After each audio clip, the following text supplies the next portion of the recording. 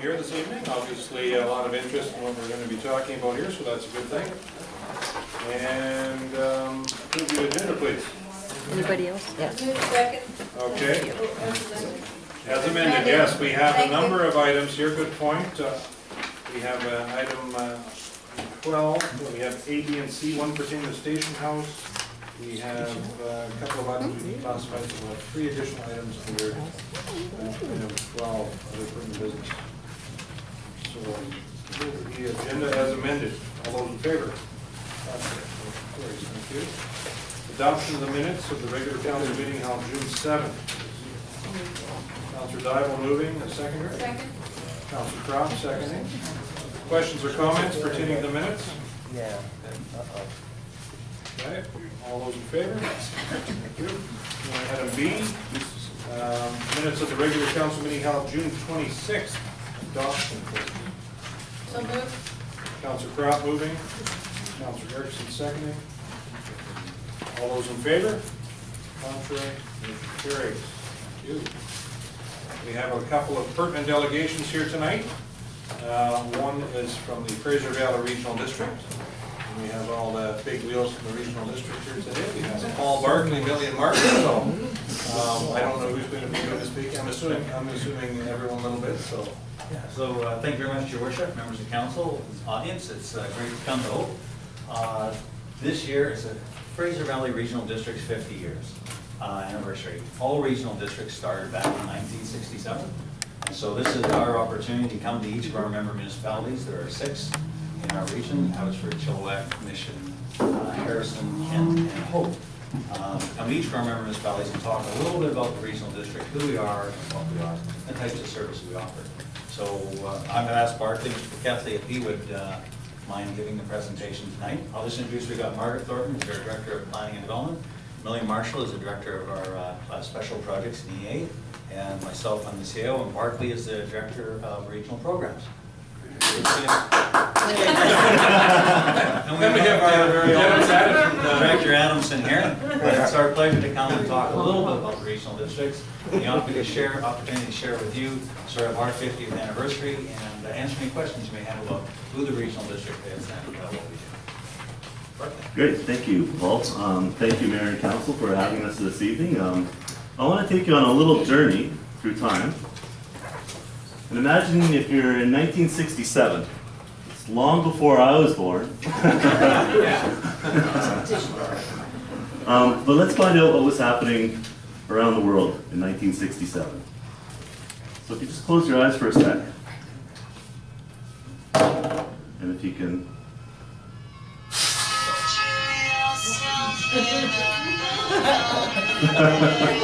Is it bringing back memories? Anybody name the song? Perfect. So in 1967, the Beatles released their 8th studio album, the Sgt. Pepper's Lonely Hearts Club Band. Yeah. And that kind of set the mood for the 60s. What else was happening in the 60s? Well, the growing opposition to the Vietnam War. Canada never officially entered the war, but we did send 20,000 Canadians that enlisted with the United States, and 134 died or went missing. And just to show you how fast technology changes, in 1967, the first ATM was installed. They're becoming obsolete now with all the other technology that we use to pay for our goods, but it just shows you how fast things change. The first heart transplant was done in 1967. And I know a little bit about transplants, considering I just received a new kidney in January. Thank you. And the first kidney transplant was quite a bit earlier, in 1959. And this was before the advent of anti-rejection medication. So it was very experimental at the time. And here at Hope, Brigade Days was being thought of. I'm going to put a little plug out there for Brigade Days in September 8th to 10th. That will showcase, well, Hope's end of summer festival. But we also want to celebrate the new transit line that will be starting 3 days earlier.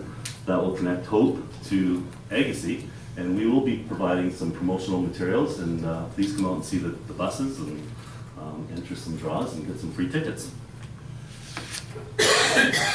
Also, in 1967, we saw the advent of the regional district system in BC. So why were they invented, or why were they created? Well, BC was going through a bit of a boom through the resource industry. A lot of people were moving outside of municipalities. There was a tremendous amount of growth. There was no planning. Some of the planning areas were done by the Minister of Municipal Affairs and his provincial staff. So you can imagine the chaos that was kind of proceeding there. Local service such as fire protection, street lighting, water supplies, they were provided by independently incorporated improvement districts. So they were run by the residents, basically. We still see a little bit of that today in some of our diking authorities are still run that way, and they're very inefficient. So with the absence of a general purpose local government, there was serious problems with bylaw enforcement, planning, building inspection, etc. It was really, really inefficient. So the government created these regional districts to look at the regional areas, the unincorporated areas, to do planning and provide services. And so with our region, there was 3 regional districts that were created: the Central Fraser Valley Regional District, Dubny Alouette Regional District, and Fraser Shiam Regional District. The District of Hope was part of the Fraser Shiam Regional District, along with the city and the township of Chilliwack, Kent, and Harrison Hot Springs. And there were 6 electoral areas associated with the regional district as well. The chair at the time was L.A. Russell, and he served from 1967 to 1976. Then in 1995, seeing there was still further inefficiencies with the number of regional districts, there was a merger that occurred. This area was created, and now it's what we know today as Fraser Valley Regional District.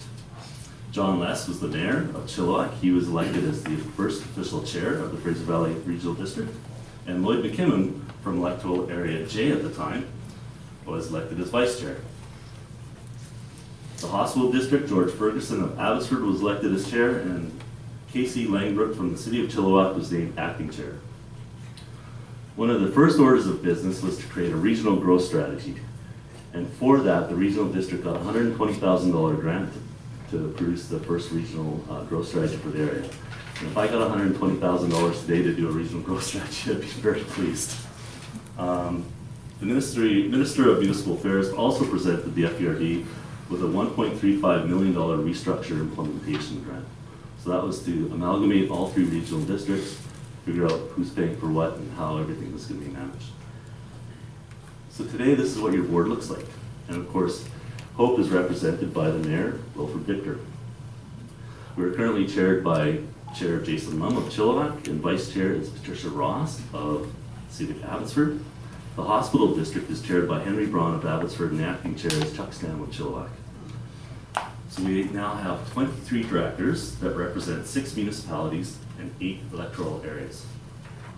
And of course, Dennis Adamson is representing one of the electoral areas here today. So what do we do? Well, we provide over 100 independent services throughout the region. We provide general local government services, so we act as City Hall to the electoral area. So we do the planning, building, bylaw enforcement, and that includes 7 fire departments providing volunteer services throughout 11 different fire halls. Locally, or sub-regionally, we provide recreation services in Hope through the establishment, through an established service area agreement with electoral area B and the District of Hope. On a regional level, we provide animal control to Abbotsford, Harrison, Chilliwack, Kent, and District of Mission. We also provide an E911, and we do 911 dispatch for all fire services in the region. We run 10 regional parks and a variety of regional trails. And of course, we run transit, regional transit system, which will be starting service September 5th, 2017 to Hope. So here we are in 2017. We just presented our 2016 annual report to the board in June. Some of the highlights include the work that we've done on the Experience of Fraser, and that's the trail connecting Hope to the Salish Sea. And we did receive quite a number of grants for that program through the job creation program through the province. So we got a tremendous amount of value for the work that we accomplished through that program. We opened up a new regional park in Harrison Hot Springs, East Sector lands. And of course, animal control. This is what we call our six-pack. These are 6 puppies that we rescued from, that were abandoned, close to freezing to death. And through our staff at the care center and staff at our regional district offices, we brought them back to life, and they were happy to say they were fully adopted in February and March of this year. And we're anticipating a reunion later this year, so hopefully we'll have some more pictures. They were all adopted, yeah. And that's 50 years. Do we have the video? And we have a video. So this is our annual report for 2016. Strengthening partnerships, working together. In 2016, the Fraser Valley Regional District raised the bar, joining forces with its many partners to find more efficient and effective ways to provide services to our communities. This year, the FBRD once again partnered with EcoWorks to carry out the largest ever job creation partnership. This provincial grant program provides employment and job skills training for unemployed workers. Many areas of the Experience the Fraser Canyon to Coast Trail benefited from landscaping, painting, and trail construction through this partnership.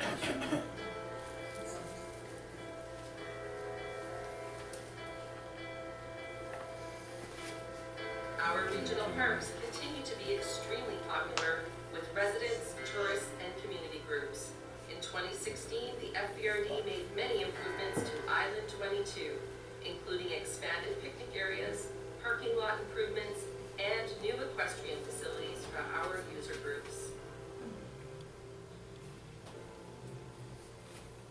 The FBRD often works with neighboring jurisdictions to find new ways of doing business. In 2016, the FBRD partnered with the Cultus Lake Park Board to integrate the Cultus Lake and Parkview water systems.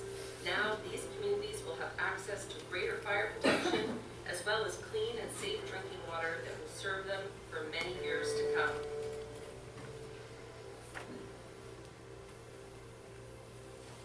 A big highlight for many in 2016 was the grand opening of the East Sector lands in Harrison Hot Springs.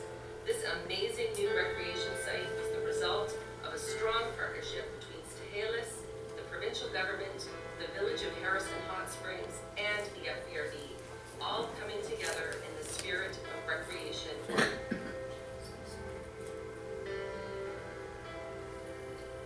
Nothing says teamwork better than our volunteer fire departments. In 2016, we put the finishing touches on the brand new North Fraser Fire Training Center. This facility will be a great benefit to all of our fire departments as they keep our communities safe. You can find more highlights in the full annual report on our website at www.fbrd.ca. Strengthening partnerships, working together. And with that, I'd really like to thank you for having us this evening. If there's any questions we can answer, Paul's here, I'm here, and Margaret and Amelia are here to answer any questions you might have. Thank you.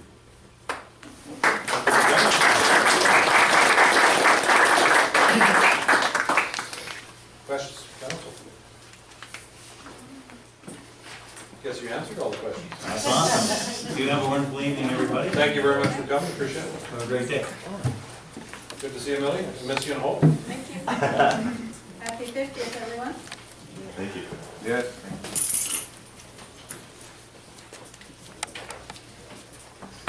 Now, our next delegation, we have 2 on the roster here tonight. Our next delegation is Cindy Plazecki.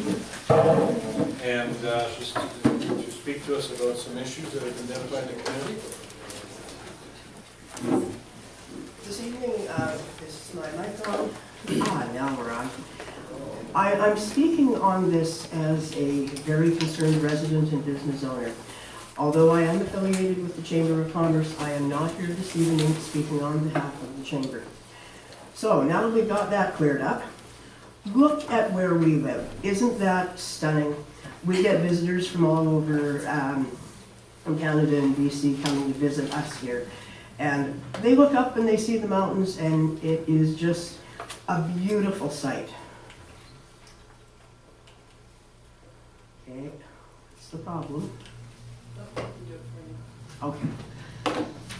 But as you can see, we've got some issues. This chap is maintaining a fairly usual position that he takes several times during the day, right in public, in view of residents, tourists, business owners. Not a very comfortable thing to have to witness on a daily basis. So these issues affect all of us, every single person that comes into this community. Our safety and comfort is worthwhile to protect. Parents are refusing to take their kids into the park. Businesses have addicts partaking of their drugs in visible public locations, and aggressive panhandling prevents some, such as elderly, from feeling safe to leave their vehicles. This is something we all witnessed in the downtown core. Tourists are harassed and are seeing the degradation of the situation with respect to addiction in the downtown core. So here we have an individual. I was able to capture a reasonable picture of her. She is one of the most notoriously aggressive panhandlers. She's walking away after an approximately 2-minute negative interaction with a fellow who had parked right beside that red vehicle. He was unable to get out of his vehicle because she reached her hand right into his vehicle and was demanding something. And I could see her hand going back and forth. He was trying to roll his window up, didn't even bother getting out of his vehicle. He backed up and took off. So I captured this as she was looking for her next victim. So here we have some freshly laid human excrement, bloody paper, and urine beside the back door of a local business. Biohazard much? So here we have a couple of discarded needles discarded in a very public place. These things are being found in an increasing amount more frequently. I've come across a couple myself over by Sagon in the gravel area of the parking lot beside the Italian restaurant there. They were pretty much driven over and destroyed, and I couldn't actually see any needles present, but the syringe itself was still there and driven over.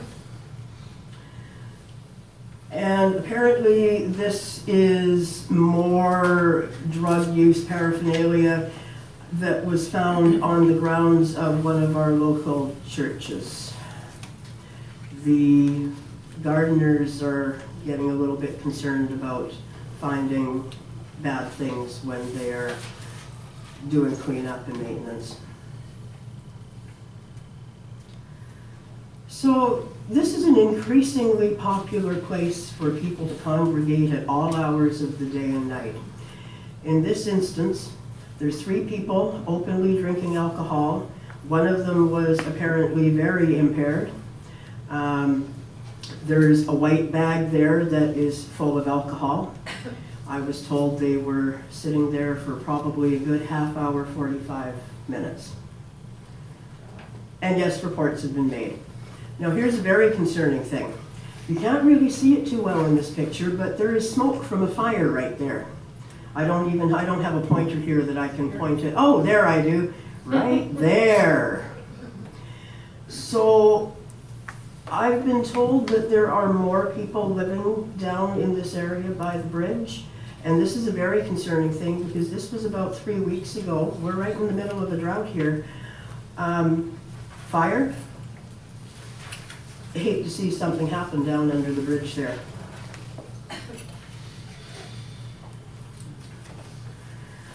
So these pictures kind of speak for themselves. The top one is a picture taken the Saturday of the swim meet at 10:30 in the morning.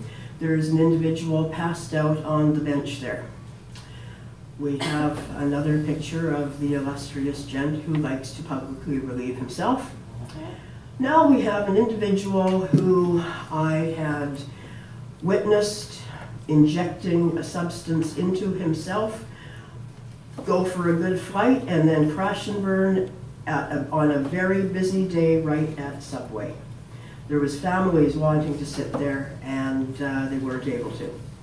The next one, that really kind of speaks for itself. Use your imagination. So, I know how many of you feel about social media, but in this day and age, it is a source of news. And this is an individual who visited Hope because he's a real big First Blood fan. So, highlighted in red, I couldn't help but notice all the vagrants all over town, many who seem to be drug users, and I don't mean pot. He goes on to say, you have a real problem. This is somebody from Ontario, I believe. Really negative things to be having our visitors see. We see it on a daily basis, and I hate the fact that a lot of people are actually getting quite hardened to it. So what do we do? As a resident and a merchant, I'm faced with seeing these things, as are many of you, on a daily basis. So let's kind of explore a few options here. So I want to thank the District of Hope and the Chamber of Commerce for partnering on these window decals that we can put on our windows. Quotes the BC Safe Street Act. So a couple of highlights of the Safe Street Act is solicitation in aggressive manner prohibited. The aggressive panhandling is going to end up with somebody being hurt, or multiple people being hurt. We need to do something about this now, and this sticker is a very good start, shall we say, because it acknowledges that, yeah, we've got a problem here. We're doing something to address it. We can't, technically, point to the sticker on our window and say, hey, hey. But that's not going to suffice. Nobody ever thought it was going to suffice. It is a start.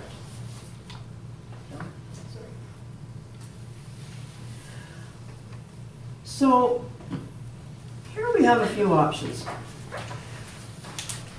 Community Safety Patrol Community Ambassadors.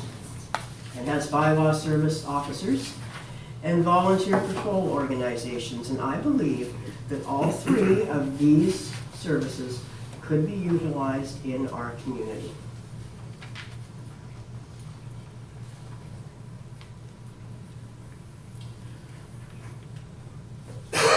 So, Community Safety Patrol / Community Ambassadors, they would be a uniform presence,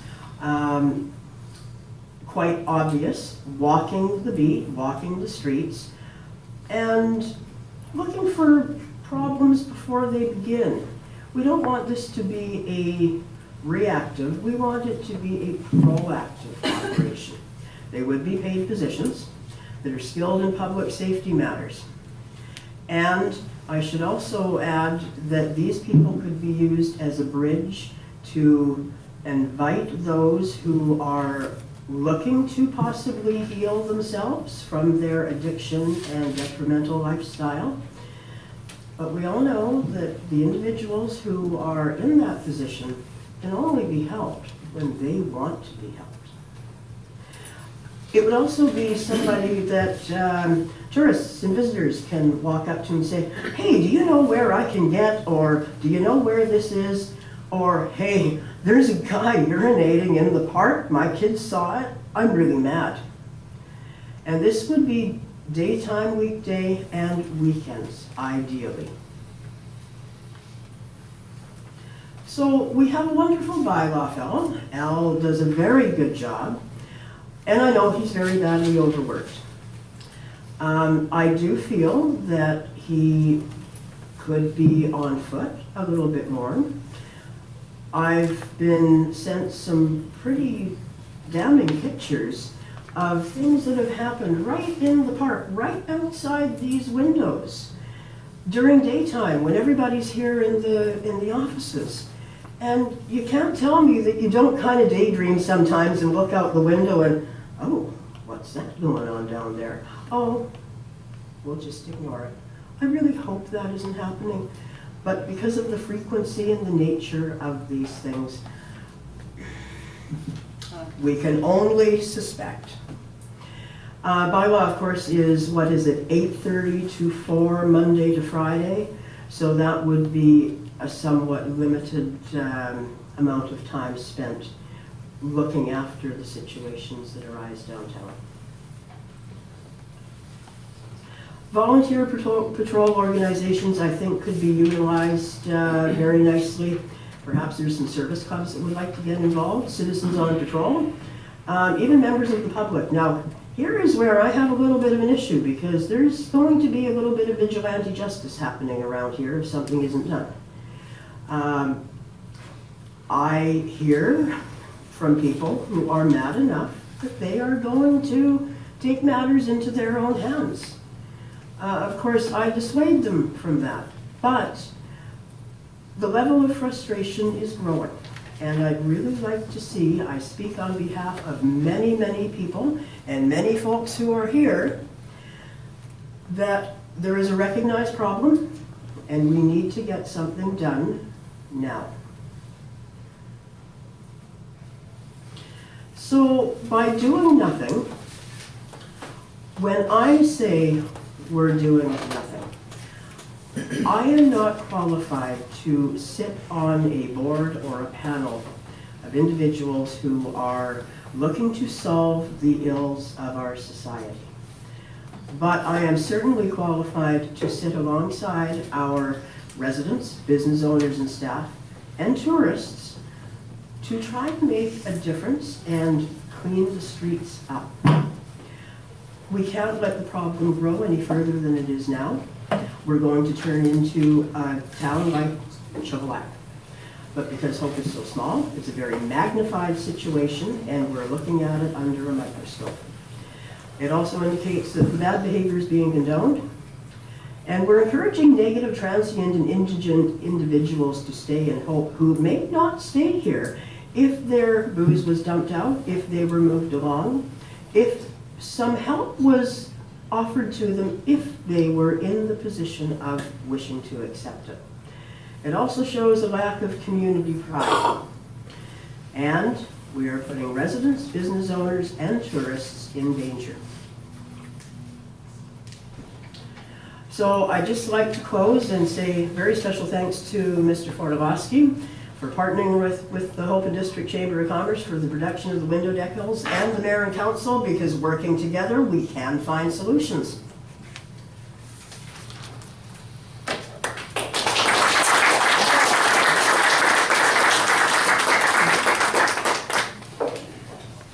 Is there any questions? Yeah, just a couple quick things, and I certainly appreciate your concern here, and I think there is obviously necessity for us to continue to work on this issue and up our game as well, because I have quite a few friends that live in Chilliwack and Abbotsford, and what they have there is many multiples of what we have here.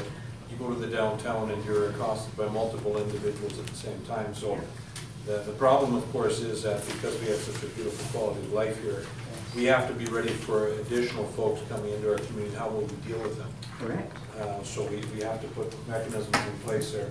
There's a couple of things I would like to share that I think are reasonably pertinent.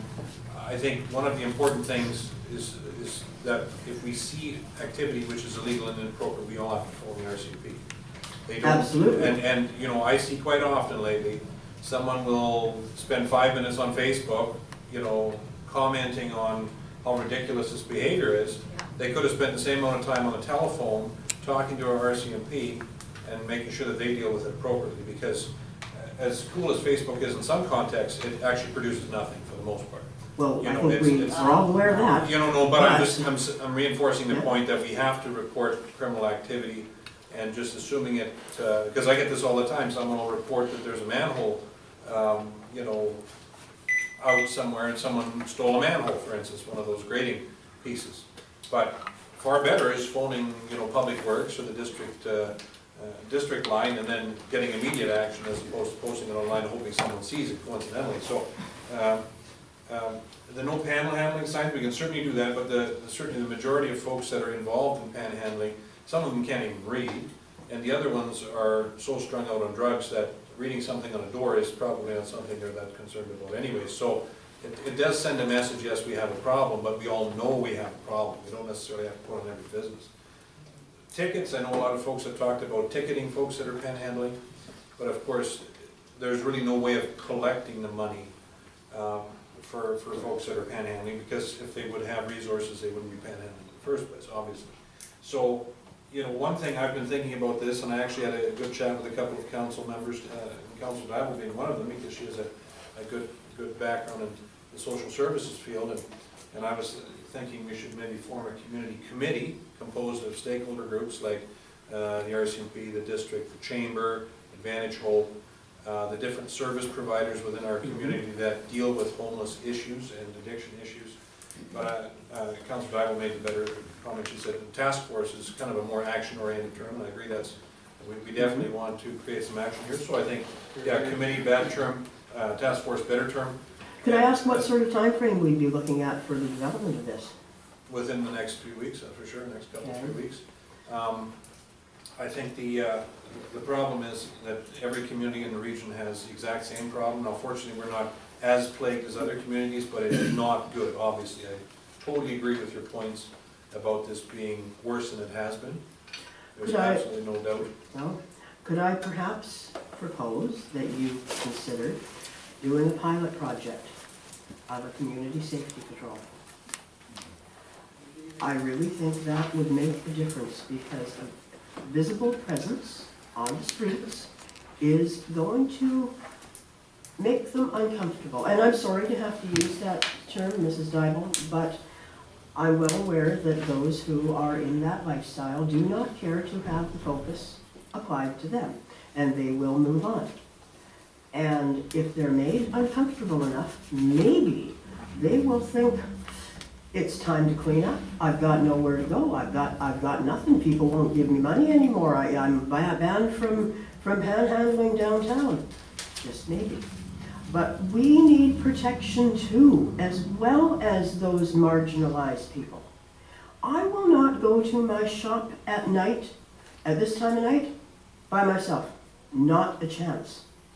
I keep a can of bear spray in my desk drawer, so that when I see somebody who of sketchy character, you can tell who they are, I grab that, I've got it in my hand, and I will absolutely use it if the need be. So when we're being presented with problems that I faced years ago back in Abbotsford and Mission, in this little town of 6,000 people, surely we can do better. We can head it off at the pass before it gets really bad. And I'm a firm believer that this has worked well in other communities. Chilliwack has just now, at this late time, begun to implement something of that nature. So, could we give that some discussion too? We're very well into the summer, and this is the hot time for people to be out on the streets. It's probably too late for this summer for anything to happen.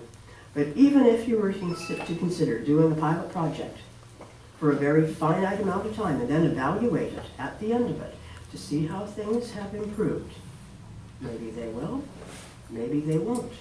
I'm of the opinion it would be a positive experience for everybody. So the experience that the initiative you're talking about in Chilliwack, what do they do in Chilliwack? They walk around, and there are even RCMP members who are out on the street with, what's the name of the company in Chilliwack? Griffin, yeah.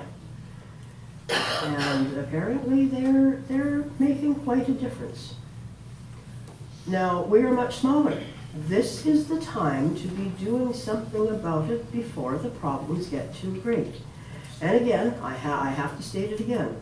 I am not qualified to be involved in any sort of a panel of solving society's ills, but I am qualified to be wanting to protect our residents, business owners and staff, and the all valuable tourists who come into town. Now, Mr. Forlowski, now I guess it would be fair to say that we should do a little and you've probably done this already, some research on what other communities are doing, and their administrators would obviously be the sort of key contact people on this.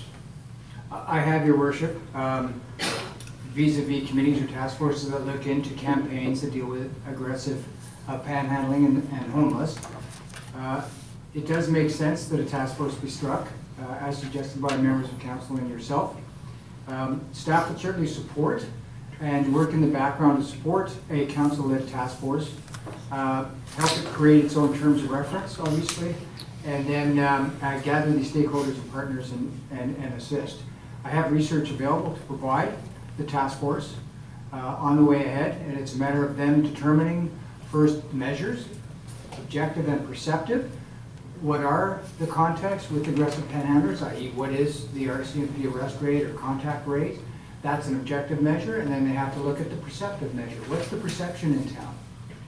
You also have to go around and design a campaign. That campaign would deal with things like diverting contributions from tourists to individuals, but rather having people give to charities that deal with the root causes and can deal with things like homelessness and addiction.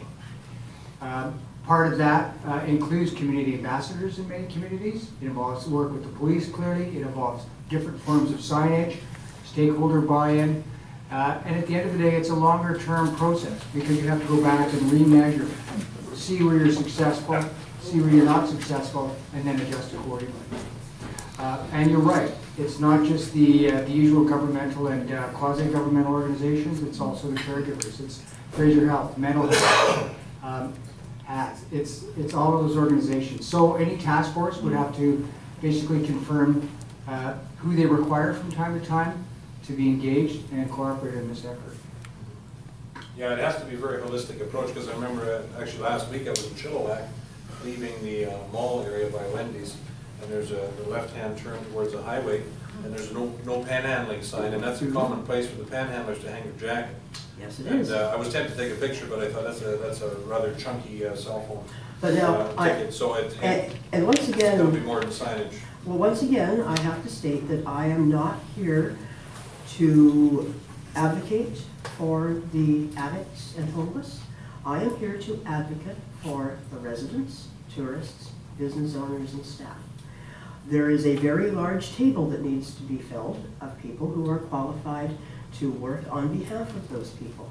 I am working on behalf of us, the people who are being affected by the negative behaviors. And that's why I am asking for you to consider a community safety patrol. That is the entire reason for my being here this evening. The necessary factions that need to sit at the table, absolutely, that needs to be done. But my purpose here this evening is to ask for some protection for us residents, tourists, and business owners. I do think the us table and the service provider table has to be the same table. There has to be like, you should be sitting with the service providers, council should be involved with the service providers and with the business community, coming up with solutions. It can't be, we can't be working in silos, it has to be all done together. So I'm not suggesting that the work be done separately. I am here speaking on behalf of the residents. Many of the residents will wish to sit at that table. I do have empathy, believe it or not, but I also have a family member who has provided me years of agony, and I know what works and what doesn't in his case, not in all. But I also know the detriment to society that it brings.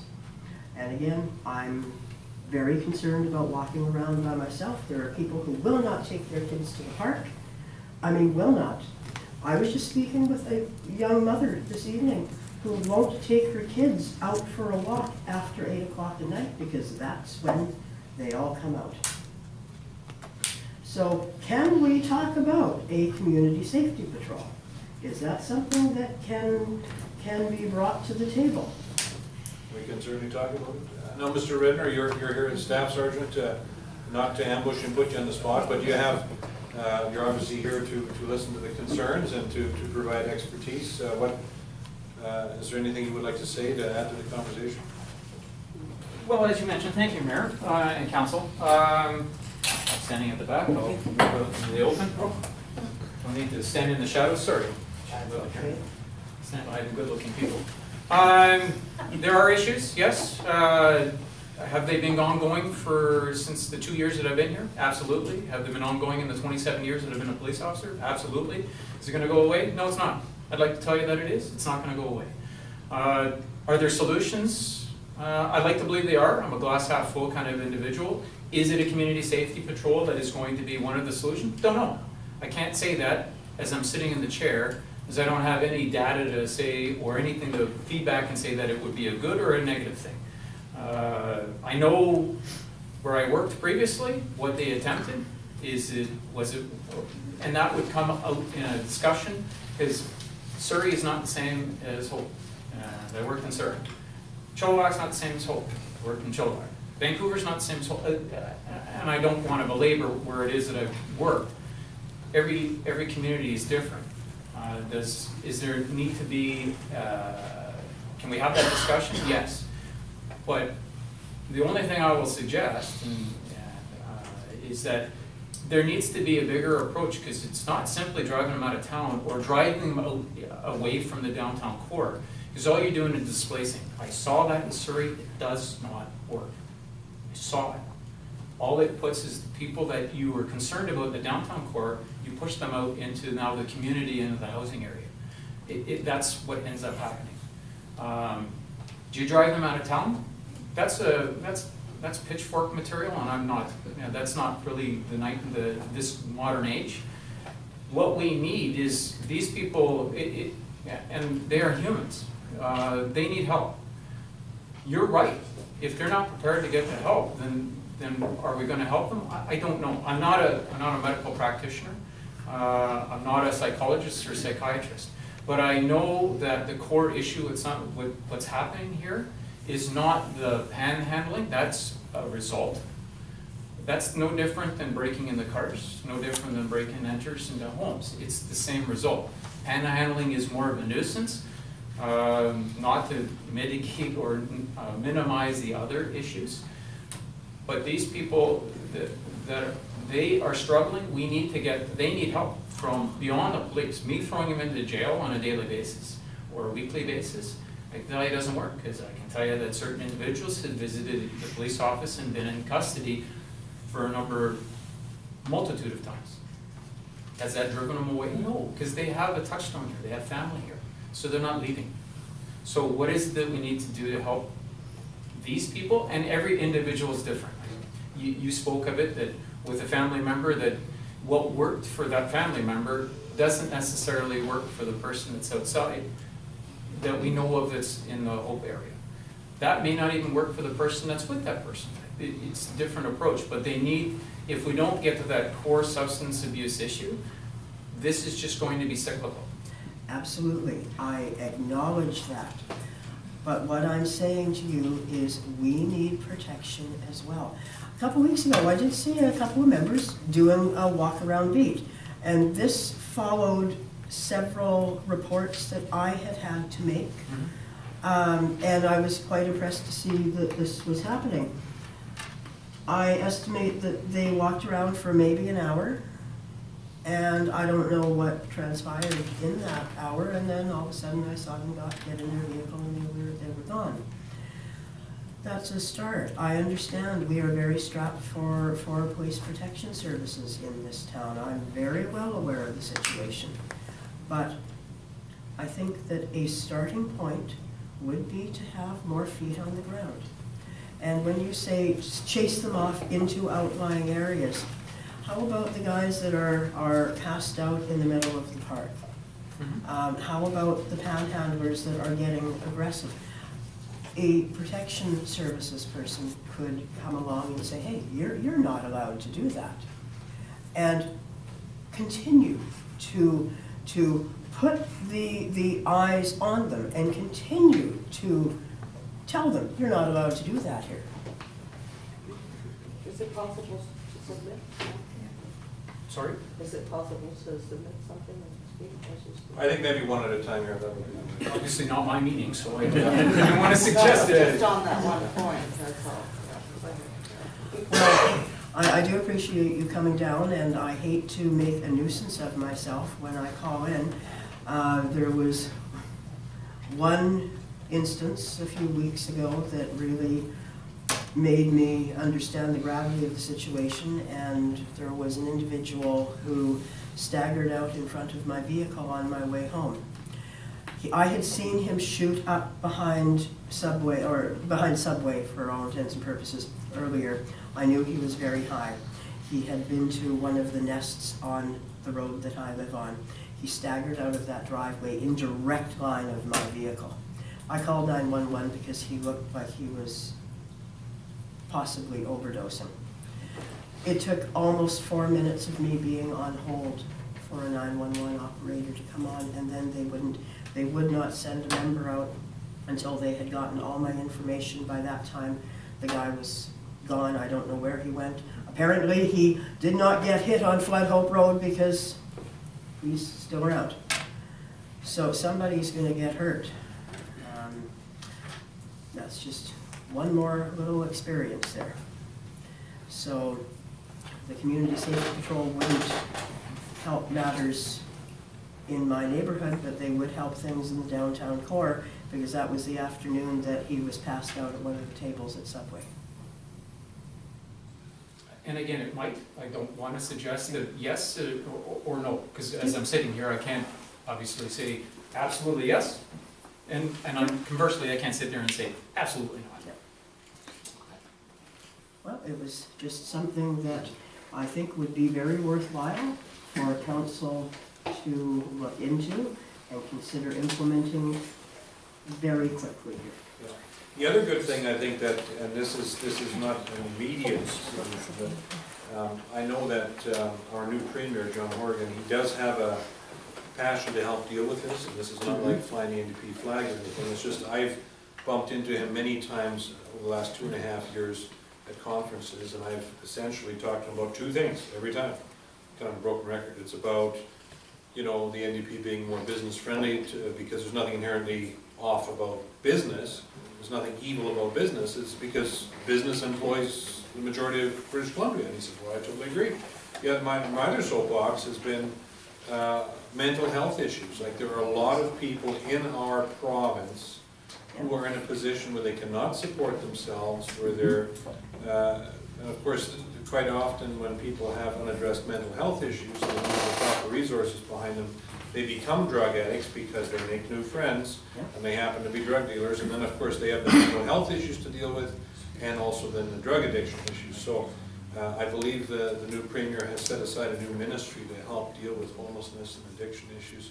So one of the things I think Council will be doing at the UBCM is speaking to that new minister about the necessity to, you know, pilot projects. Hey, Hope might be a great place for a pilot project for this new ministry to help deal with these serious issues, because, you know, I don't think any of us can debate the point. It's a huge problem in society nowadays, huge. Far, far greater reach than just in our little town. Absolutely. So I do say that the new Premier does have a very obvious passion to deal with this issue, and I think I'm looking forward to see, you know, what kind of investments are made in this community. And we're, as a council, we're going to be very vocal in making sure that there is an additional investment in dealing with it. And we already have a lot of good people, such as, you know, Councillor Dybel in her other capacity, trying to bless those that are going through tough times. And as you said, it's an awkward situation because you can only help people that want to be helped.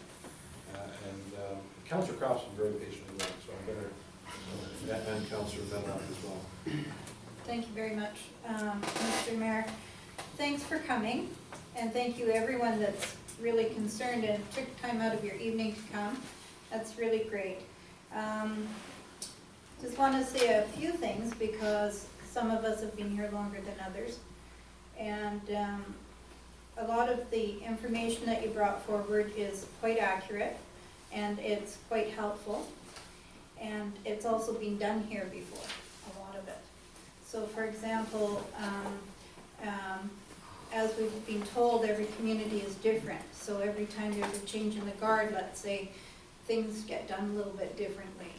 And I was thinking back while you were giving your presentation to when we had Sergeant Ed Hill here. And some of us might remember him. And he was fairly prolific, let's say. He really encouraged his men to go out on bicycle patrols, and he encouraged a couple of members at least a couple times a week to come to the park and stand by the chip dog and have pictures taken. But he also encouraged the members to walk through and stop in at businesses, how's it going, and to talk to the residents and to talk to tourists as they came, and it offered up a few incentives to the community. Number one, it brought a little bit of pride and joy into our community.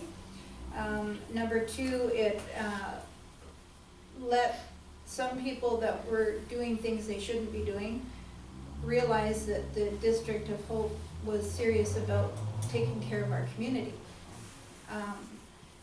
The other thing that it did was it was a kickoff for some bylaws.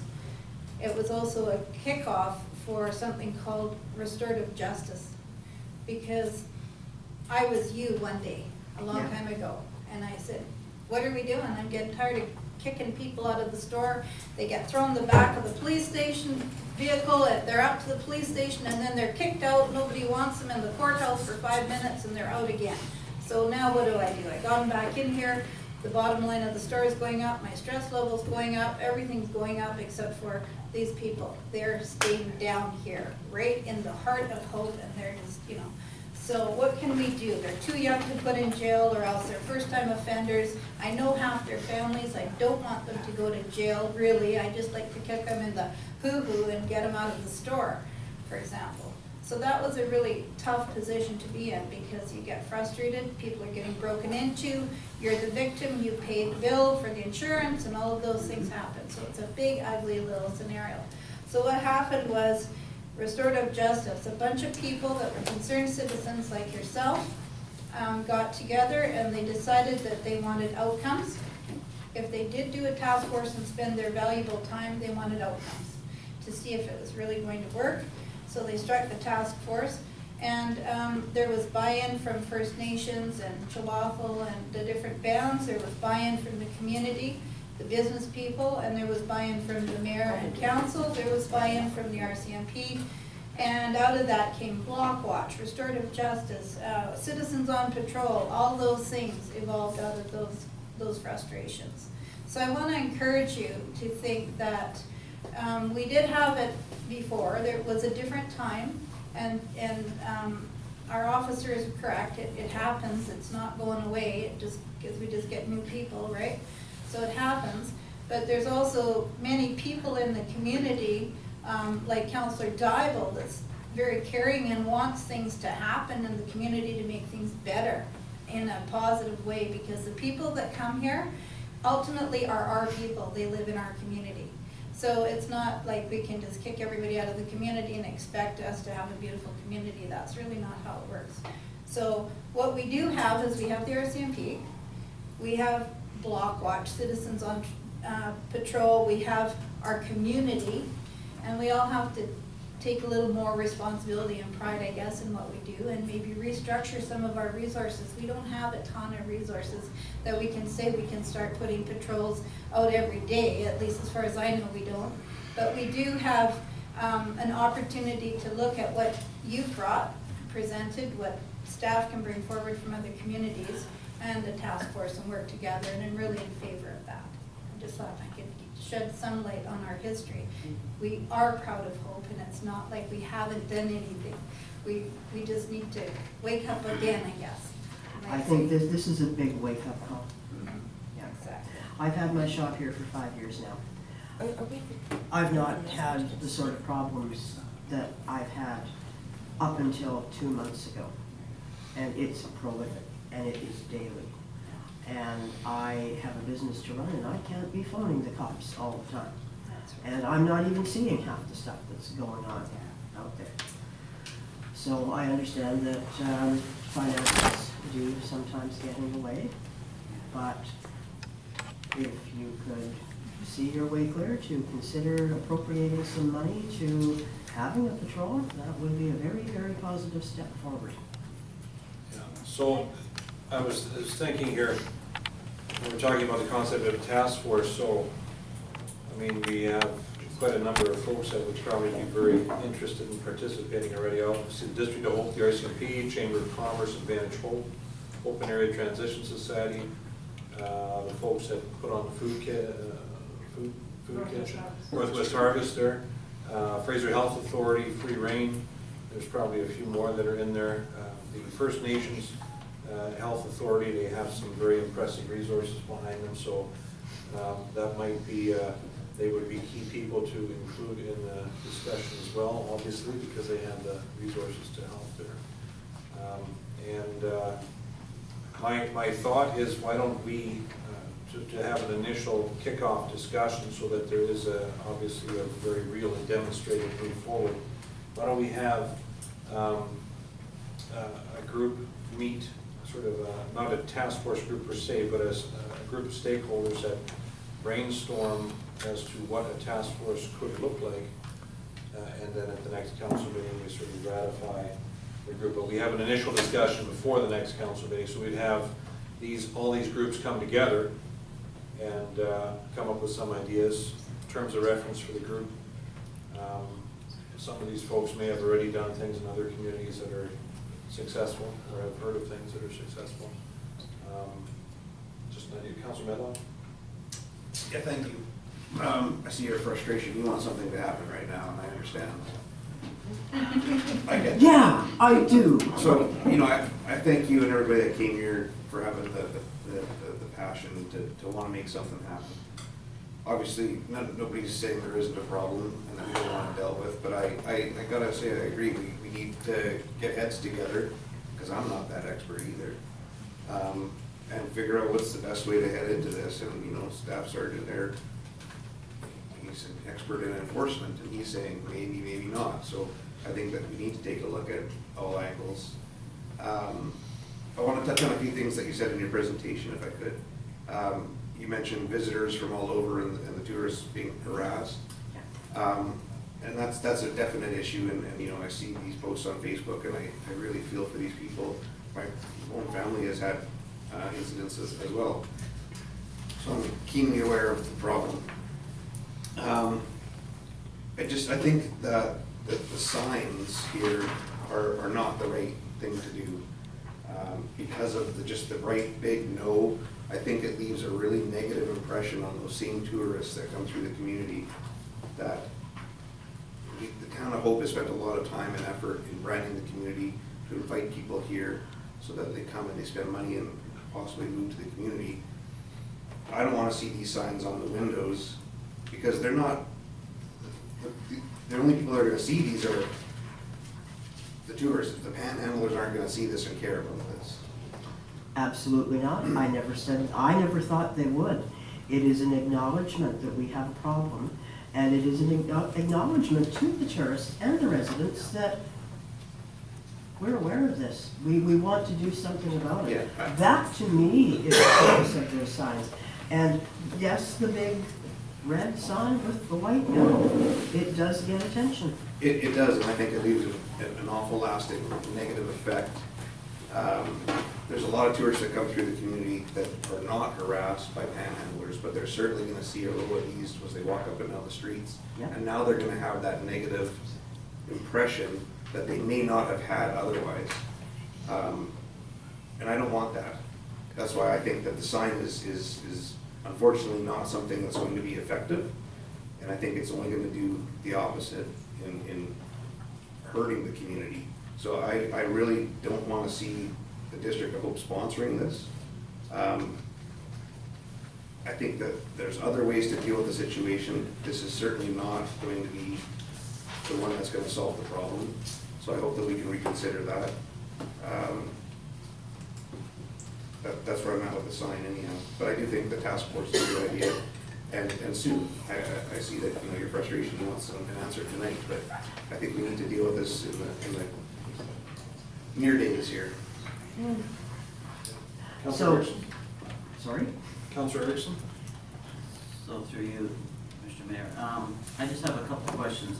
Are there certain times of the day or in certain areas of the community where that's really bad? Or, because what I'm trying to think of is if there are certain areas, well, maybe the RCMP could pick up during those peak times and walk through it. That might be an easy solution for the near term until we can get this group going. If there are certain areas, I mean, is it a Save on Foods that's really bad? Is it in your area that's really bad? Or is it in the park? Or is it all over? Is it certain areas? When I was looking at the picture, it seemed like there were certain areas.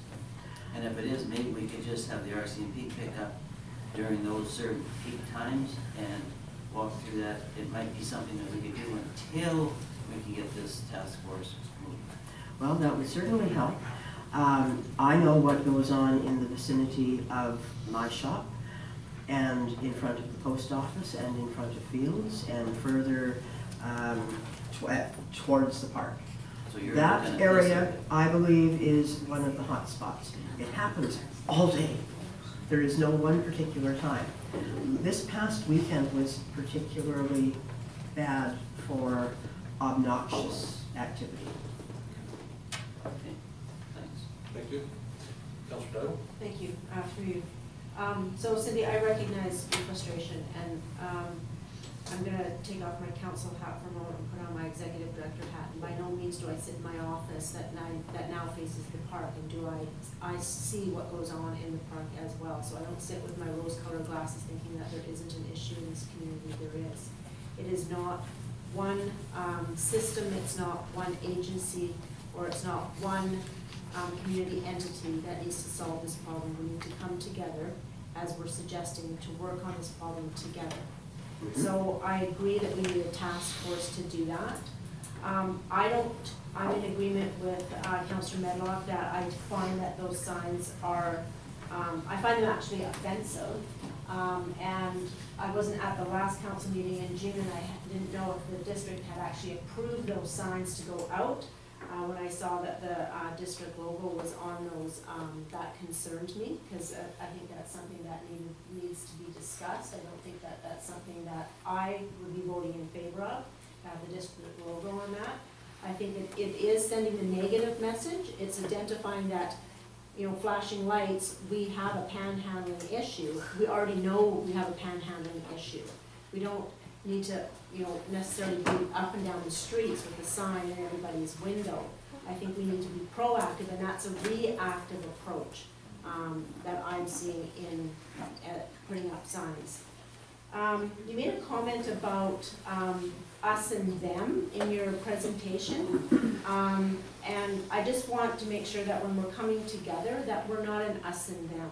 This community is a community, and we have common vision together, and the common vision is to ensure that whether you're a marginalized citizen who has an issue of mental health and addiction in the park, or you're a citizen that has been in this community and making a business, we have a common vision to come together to make sure that we're all safe. And I hear where you're coming from. I just want to reinforce that. The other piece for me is in working with the RCMP, I think that if we can increase foot patrol in certain times, I think that would be what I would be in favor of. I also think that as we move forward as a community and a task force, we need to look at ensuring that we're training people. If we're going to do an ambassador program, I like that idea. I like an ambassador program. But we're training people in trauma-informed. And trauma-informed means that we recognize that that person who's passed out in the park has a trauma that they're dealing with in their life, whether it's a big trauma or a little trauma. And we need to approach their behavior as a fact that they have a trauma, and they're medicating themselves to deal with that trauma. So now let's look at the trauma and work from that perspective. And I don't know if that offends you, ma'am, but that's the approach that we take in our We're talking organization. about 6 or 7 men in this town that are bullying and pretty much pooping all over town and all over us. It is the same 6 or 7 men continually, okay? We are housing them here. We are feeding them here. We are providing them with services here. They are thumbing their noses at us and becoming increasingly aggressive and increasingly criminal. Okay? Now, for instance. Okay, so what I might suggest, as far as procedure, this delegation is, I think it's fair to say we've gone past the 15 minutes. Now, for those folks that would like to speak to it further, we're gonna, the rest of the council meeting shouldn't take too long. And there's a section at the end, public question period pertinent to the agenda. So if anyone would like to speak to this a little further, maybe we can throw a